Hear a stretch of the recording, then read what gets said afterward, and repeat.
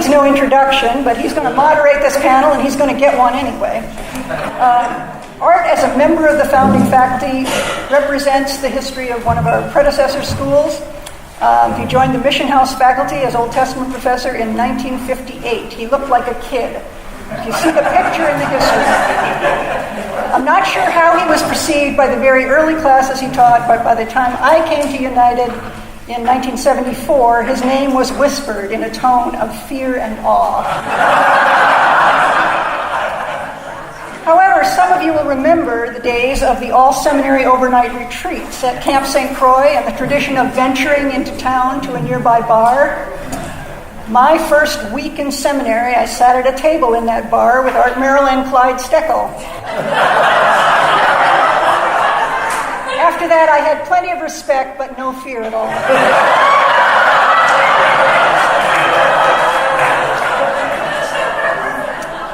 And I think most students made that transition from fear to respect while they studied with Art. When Dean Louis Gunneman became too ill to carry out a project he had in mind, he asked Art to write the history of United. And that book sits here. That book is an invaluable contribution to preserving much of the history of this seminary in its first years. Art also served United as director of the library from 1983 until his retirement in 1995, and he thought during that time that he was my boss. After 37 years of combined service at Mission House and United, we just have a lot to be grateful to Art for. Before he introduces the panelists, will you join me in thanking him for all his contributions?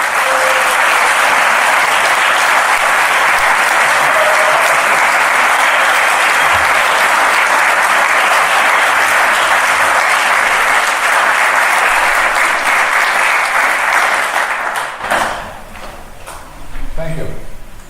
May I ask the panelists to come forward at this time? There's Dottie Matthews from 206. Sherry Daniels from 96, Lita Sedek from 82, Ray Larson from 74, Norm Pavey from 69, Chuck Eversman from 1960, and we allow him in because he's from Mission House, and Ed Zern, class of 55, from Yankton, and we let him in because he's from Yankton. Is there another chair there for you? Yeah. Good. So we're going to talk about our reactions and understandings of the story of United Seminary. Sue mentioned that I wrote the history, and as I think of that, I realize that we probably should really be celebrating 150 years. Because Mission House was the direct predecessor and parcel of United Seminary, founded in, what does that make it, 1862? And of course Yankton in 1878. So we celebrate those 150 years, the 50 years, but if you read the official history, you'll find we're celebrating too soon. Because the first line of first sentence of the first chapter says we opened our doors in 1972. 5 sets of readers never caught the problem.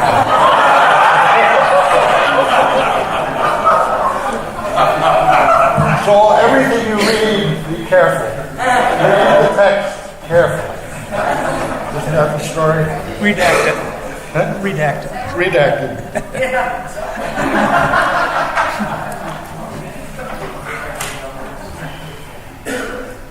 As we heard this morning, United was founded on a vision which has been both constant and changing. And we have been fortunate to be part of a process and an ongoing existence, which means that we have started as a school to train ministers for the pastoral ministry, mostly men, and we have ended up a resource of theological education for lay and clergy in the Twin Cities and beyond, with a variety of programs seeking to serve in ways that enrich the theological life of the church throughout the world. And our ecumenical vision has broadened so that we now have students and contacts with folks not only in Protestant and Catholic circles, but also in Jewish and other religious expressions throughout the world. And so it has been a real pleasure for me. Pardon me? Oh. So it has been a real pleasure for me to be part of that vision. And though I am retired, I try to convey still some to the small congregation of which I'm currently a member, because as a UCC minister, I have to have standing in a local church. So I have my standing in the church in which I was baptized, the Presbyterian Church. There is no UCC church within 60 miles of Grand Rapids. So, without further ado, and so we will have time for contributions from all of you, or some of you, we are asking each panel member to respond to the question, how did you experience being at United? How did that change your understanding of yourself, or of God, or of vocation, or of the world, or whatever? Okay? So let us start, and we're going to be 3 to 4 minutes each, and then after that there'll be a chance for questions, comments from the congregation. Let us start, and I will be the tyrant I was reported to be, of keeping us to 3 to 4 minutes. So when it comes to 3.5, you're going to get signals that you better be winding it down. So, can we start with Ed Zern?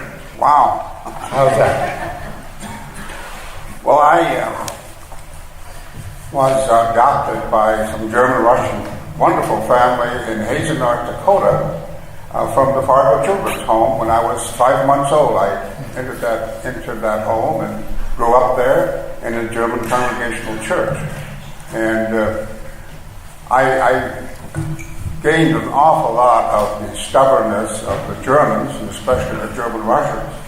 So when I got to Yankton College, I was constantly in trouble with the dean. And for example, I felt that my father was paying for the tuition. I should get the best education out of that money. And so when there was a theology course that I was supposed to take some years down the road, I would refuse to do that and take a course that I really enjoyed in the regular college. And so the dean called me in, and I told him that I wanted to make sure that my father's money was properly spent. And then later on, there was another time when I did the same thing, and the dean called me in, and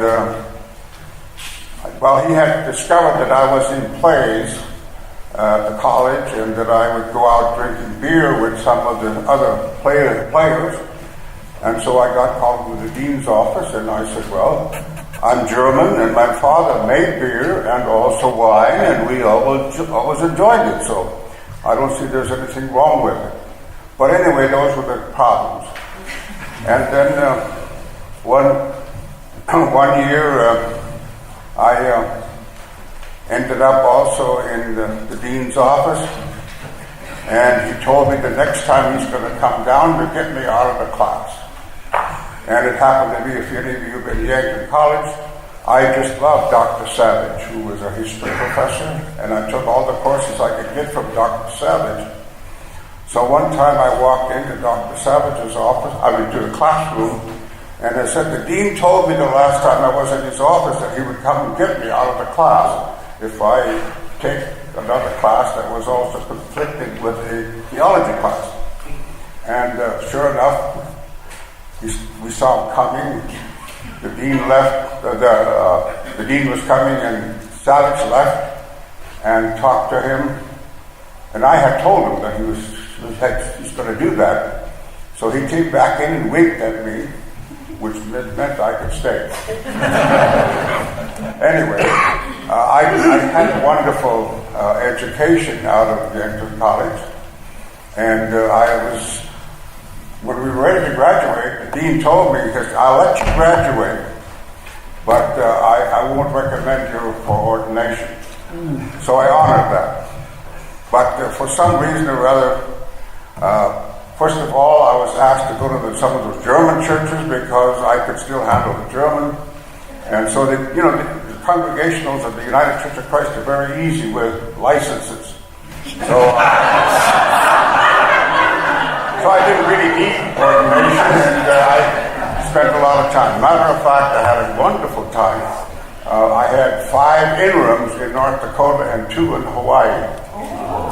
And one of the interesting things about Hawaii is at Yankton College we had 5 Hawaiian students. I discovered later on that there were actually 2 Filipinos and 3 Hawaiians. But they were we became good friends through the years, and it was Bill Kina who made sure I got into one of the interims in Hawaii. And that was also a great experience. So I've had great experiences. Thank you. Thank you, Ed.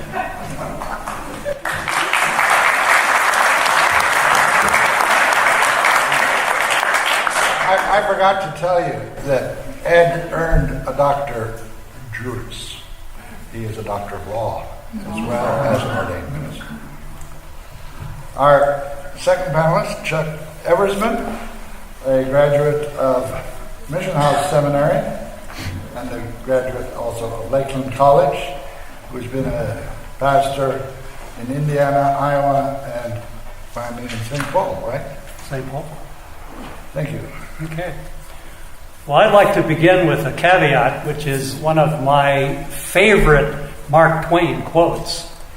Twain said, "I am at that age where I remember ever more clearly things that never happened." So, what do I remember? What did happen during that span of 3 years, September 1957, June 1960?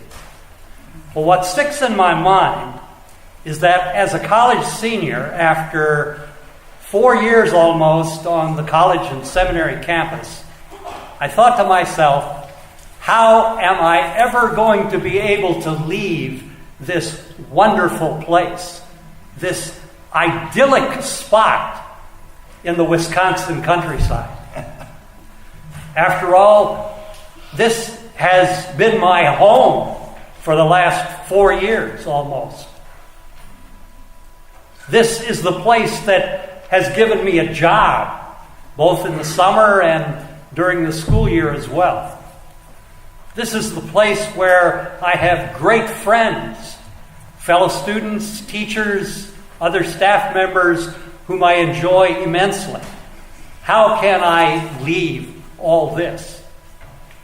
But then a strange thing happened, or perhaps I should say, seminary happened. And very soon, there seemed to be purpose to all the study, all the learning we were getting. In the early spring of that first year, there was for each of us that great moment, the class sermon. And then after that, we were sent out to preach and to lead worship. We were on our way. And let me just say that by the time that third year rolled around, all of us were ready to get out of there. Not that we knew it all, far from it. But all 6 of us were ready to move on. It was time to put into practice what we had learned. Our teachers, professors, Gunneman, Hilgeman, Childs, Herzog, Ernst, Hammer, Jayberg, Merrill, and others had done what they could.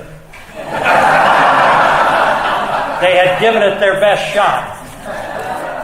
From now on, we were on our own. Now, one last thought in regard to the question about what change was wrought by the seminary experience. I don't think I was changed a whole lot, because I came to seminary somewhat as a blank slate. I didn't have a whole lot to unlearn. I grew up listening to my father preach. And while I loved my dad dearly, what 14 to 18-year-old kid thinks the old man is really with it and has it all together? That only comes later. And there's another delicious Mark Twain story about that, and most of you know it. And then, too, after 4 years on campus, I knew the seminary faculty, all of them. I had heard them preach in chapel any number of times. I had painted their houses. I trusted them and was open to what they had to share. Well, that's some of what I remember, and perhaps a little commentary with it. Thank you.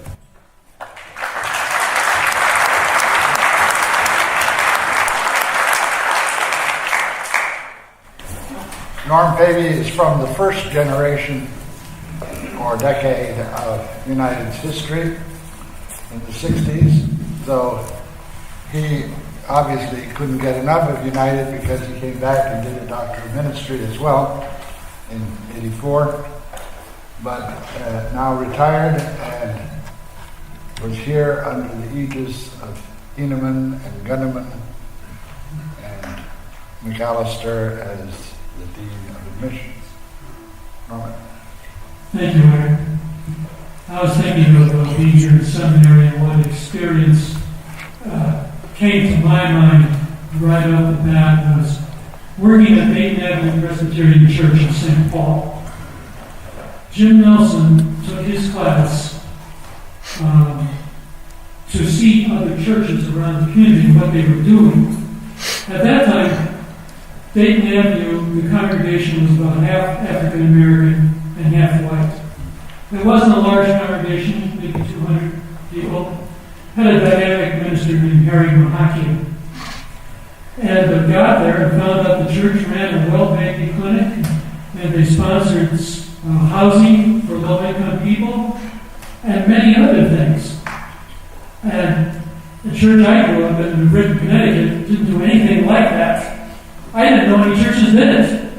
This was a revelation to me. And then I was asked to teach a Sunday school class.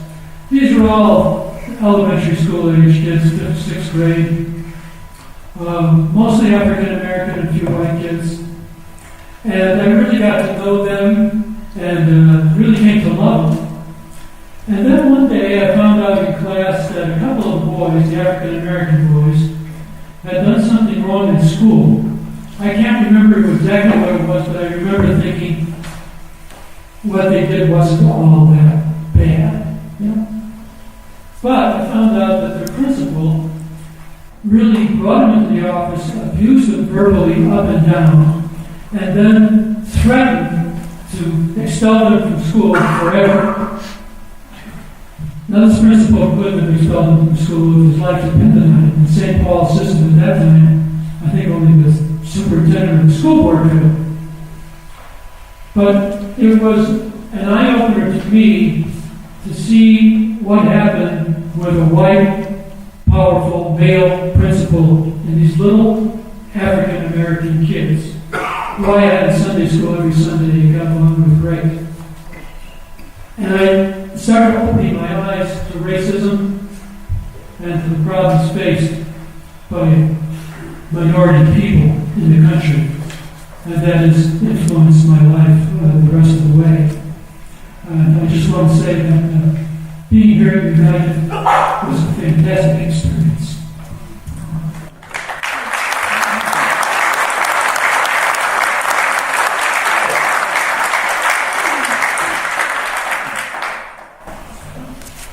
next speaker is Ray Larson from the class of 74, presently serving as an interim minister in DePere, Wisconsin, but has been serving churches all the way from Pennsylvania to North Dakota, and was an executive of Missouri Valley's Presbytery for a period. Ray represents that second decade of the 70s when the old guard started to change and new faculty and leadership came in with Dayton Holtgren and Tom Campbell and Wilson Yates. It all came then. So many changes were there. So Ray. Thank you. All of us who lived through the 60s know that what happened in our society in the 60s fed into the 70s. And for those of us who were at United in the 70s, the profound changes that were taking place in society certainly came into the experience that we had here at United. And so it's impossible for me to talk about my experience in the 70s without kind of hearkening back just a little bit to what was going on in the 60s. The effect of rock and roll, Elvis the Pelvis, birth control pills, free love, and many other things were well in place as we rolled into the 70s. At least during the first 4 years of the 70s when I was there, we seemed to be reeling from the tumultuous 60s.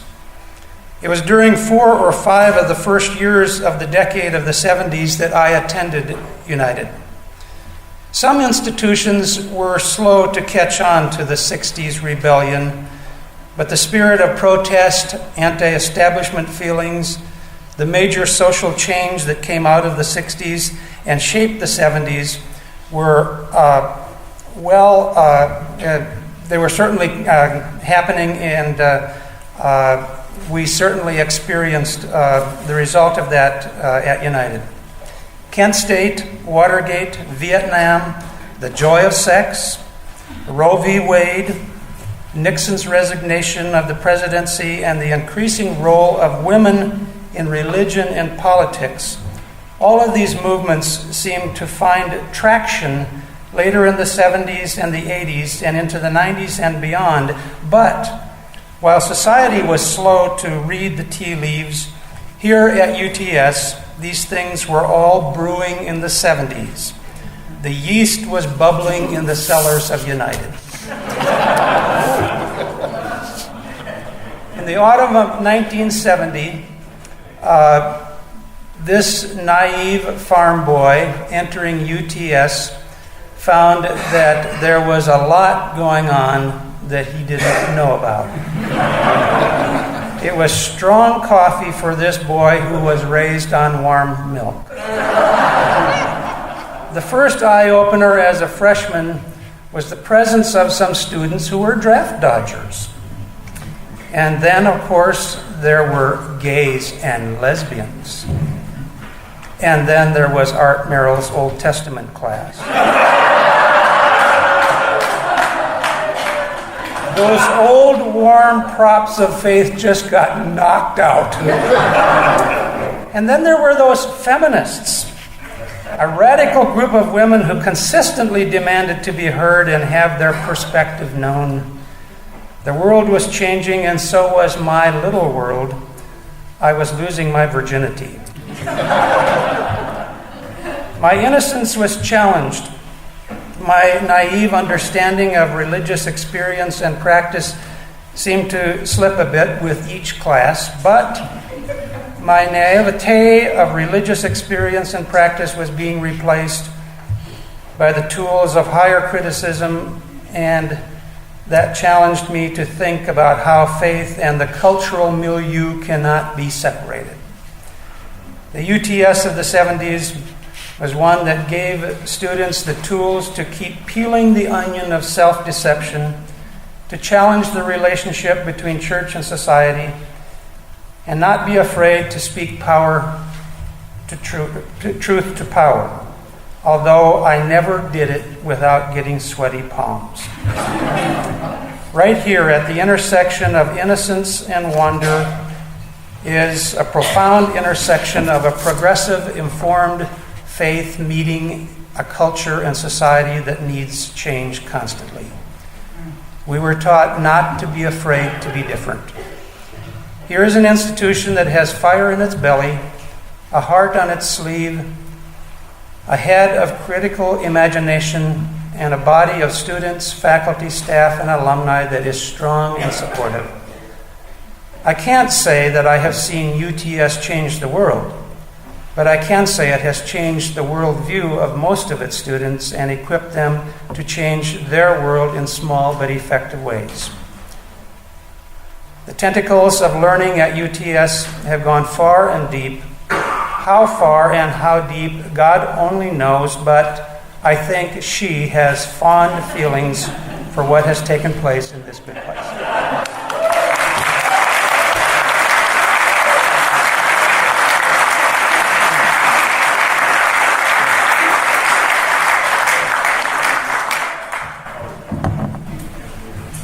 From the 1980s, an 82 graduate Lita Setting has been a spiritual director and served as the first Protestant chaplain at Mercyhurst College in Erie, Pennsylvania.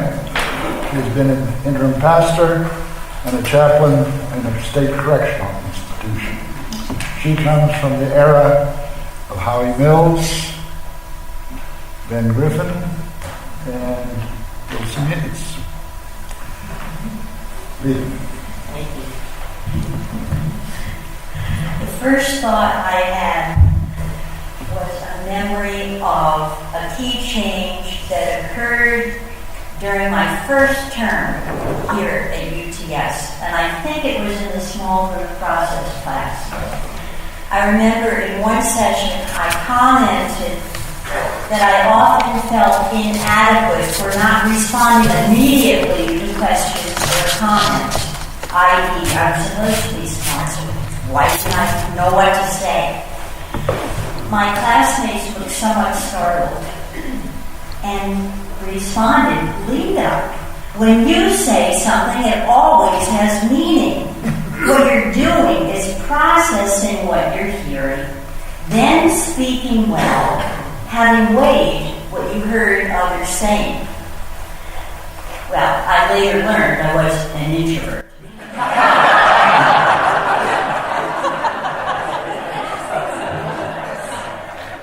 But that little class session really was freeing for me. I had the sense of a burden being lifted, and needless to say, my self-confidence really grew.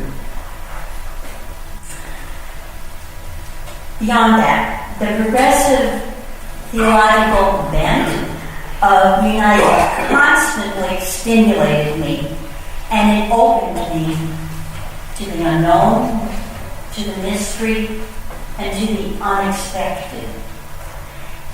I still remember during my senior year, I was warned by a few UTS professors, I think Jim Nelson was one of them, that living in western Pennsylvania, I was returning to the dark weekends. And indeed, I was the first woman in 1982 to be ordained by the Lake Erie Association in UCC. It was to a pastoral counseling ministry. And I immediately was asked to serve on the Church and Ministry Committee, and that's when I discovered that males were usually examined for about an hour before the ordination, and I had been subjected to 2-3 hours worth of questions. Well, doors were not opening for me in that ministry. So a Presbyterian colleague suggested I pass my resume on to the executive presbyter. And within a few months, I found myself as an intentional interim pastor in a suburban church in Erie. And about a year later, having been exposed to ministry, social justice ministry at the synod level, I found myself, because of having Marie Fortune's training in religious issues and domestic violence, beginning workshops in each of the 16 presbyteries of the Synod of the Trinity, which is Pennsylvania and West Virginia. And at that point, I decided, why the UCC when there's nothing happening there for me?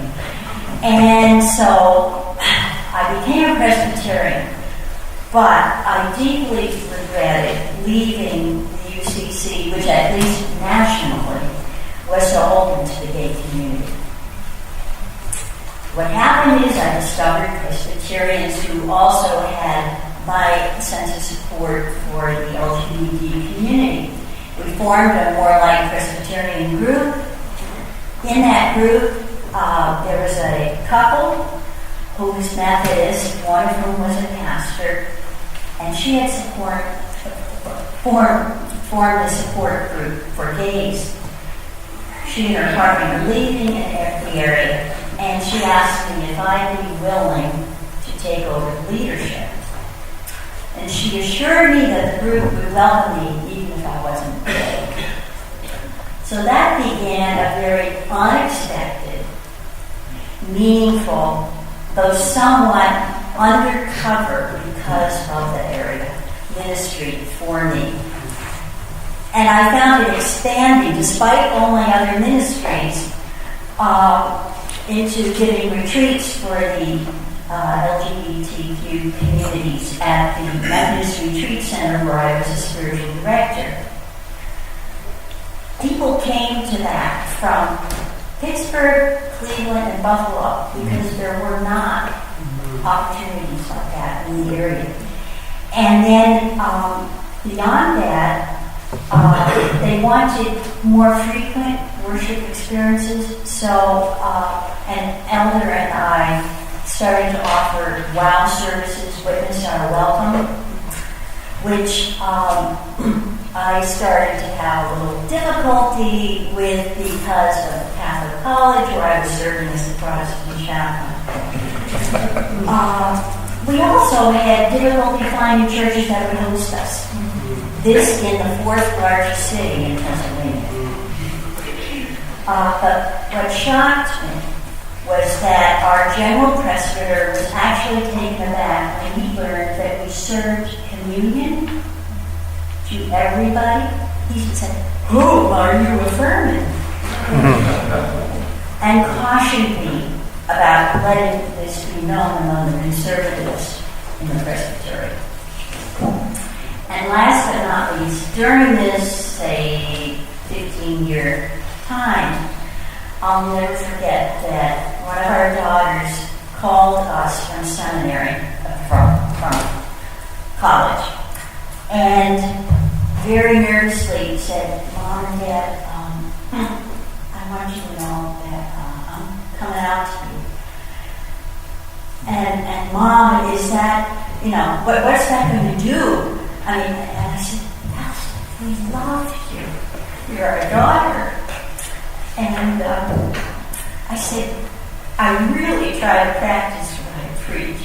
But what she has realized since then is just the power of being accepted by her family.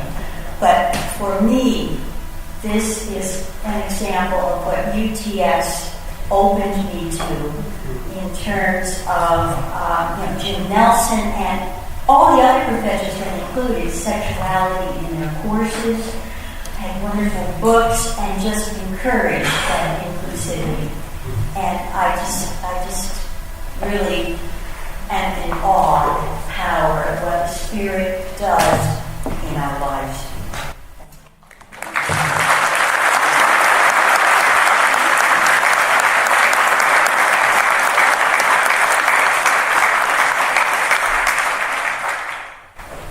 We now come to the decade of the 90s, when the president was Ben Griffin and the dean was still Steckel, 90s?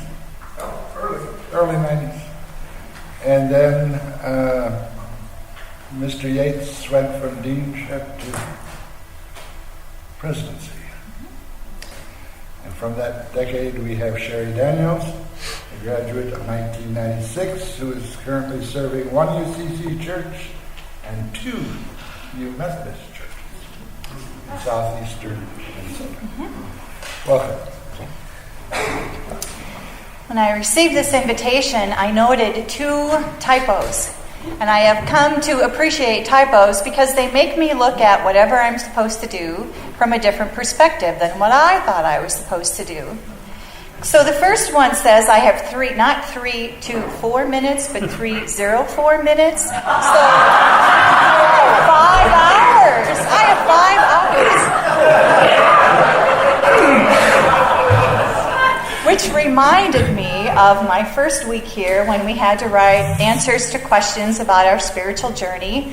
And as I was sitting in the Context Cafe discussing with other students who had appointments with Ed Martin that afternoon, how long their papers were. And they said, 02, 03. Well, mine went 4. I said, I have a 16-page autobiography that Ed had to read. So I want to be thorough here about what we're doing. 3 to 4. That's the truth behind it. The other typo said, how has your experience at Untied changed you? Now,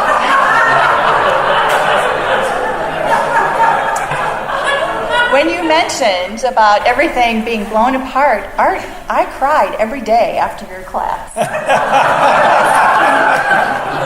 I didn't get it. I didn't understand what we were doing. I just didn't.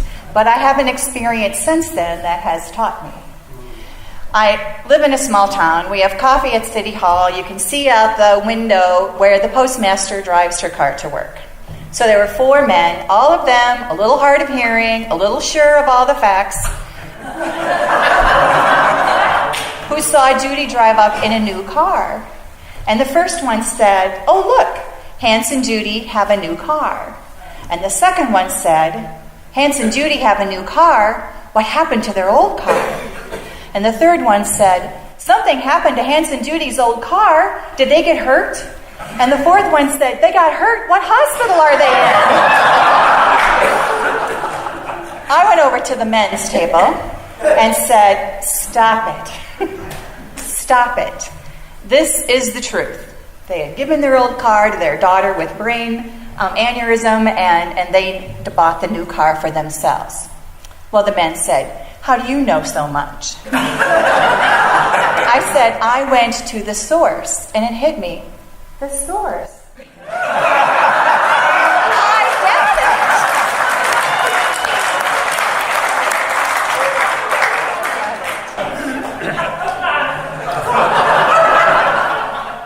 it. United unraveled my world, but eventually macrameed it back together. Lots of little knots for strength and endurance, but a lot of flexibility in the middle. So thank you, Art. Thank you, Ed, for your patience, and thank you all for your patience and your understanding and your wisdom.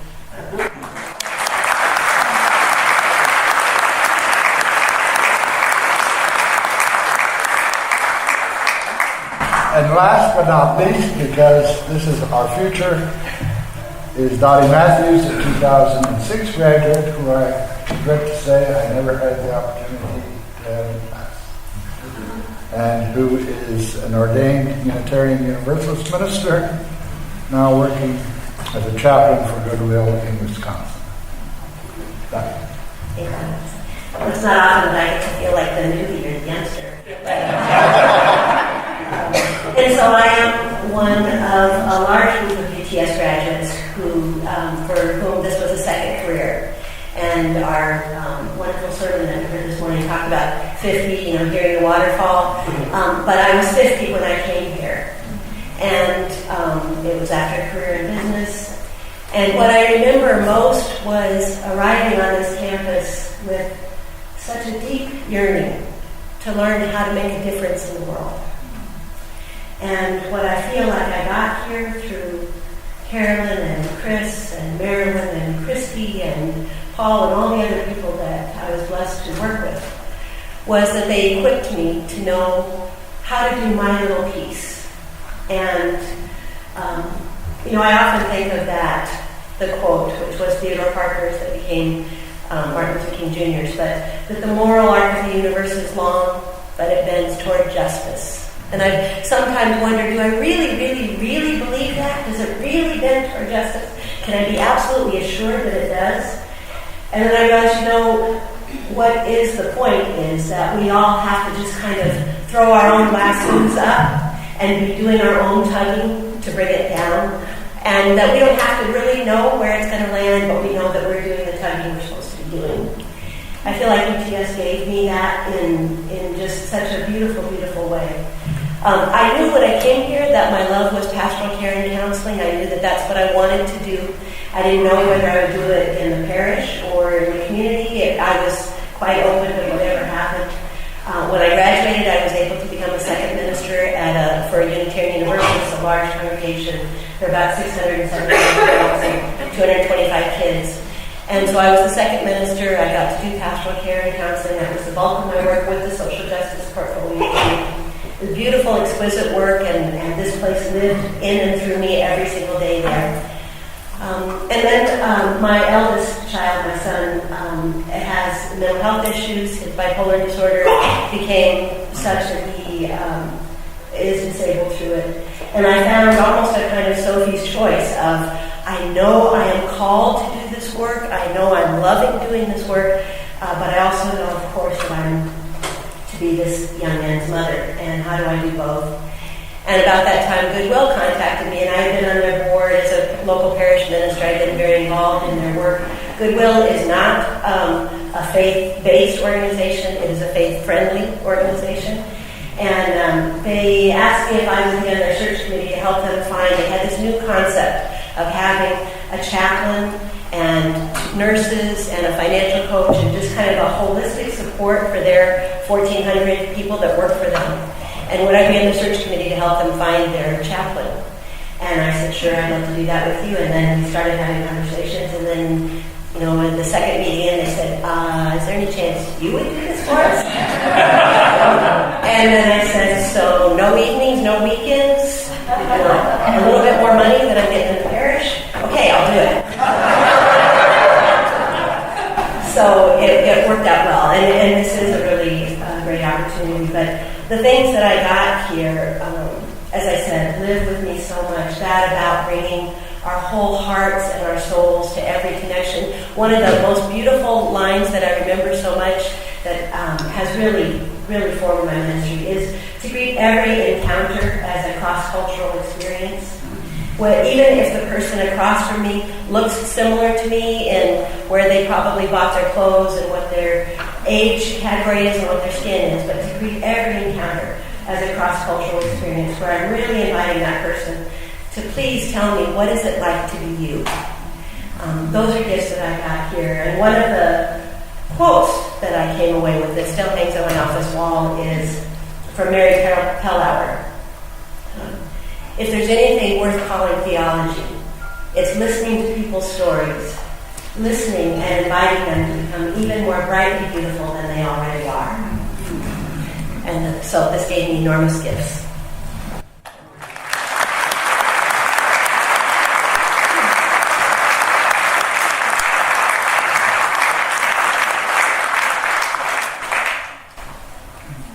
We now open up to questions, comments. Dan? Sure, you mentioned you cried after you went to Art Merrill's classes. This is after generations had broken him in. Back in our day, we cried during his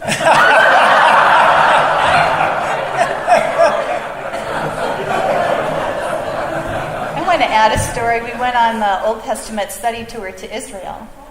And when we were at the Dome of the Rock, beautiful, beautiful tile mosaics, I stood back and I said to Art, kind of reminds me of the Corn Palace in Mitchell, South Carolina.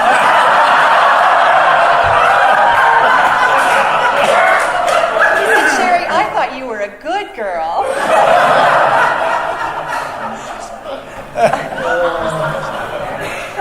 Yes? Paul? Art and I are the only ones here who were the founding faculty back in 1962.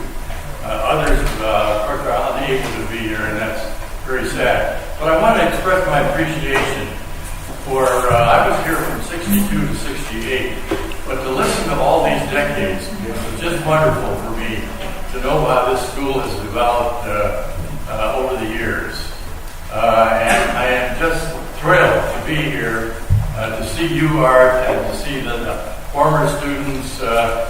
John Gunneman's father was our dean for 10 years. I just want to express my gratitude. But I do want to tell one little story about two women graduates of this school. They were both preachers, and their children were arguing, two little boys were arguing about whose mother was the better preacher. And the one little fellow said, "My mother can take the same text and preach a different sermon every Sunday." And the little fellow said, "That's nothing. My mother can take a different text and preach the same."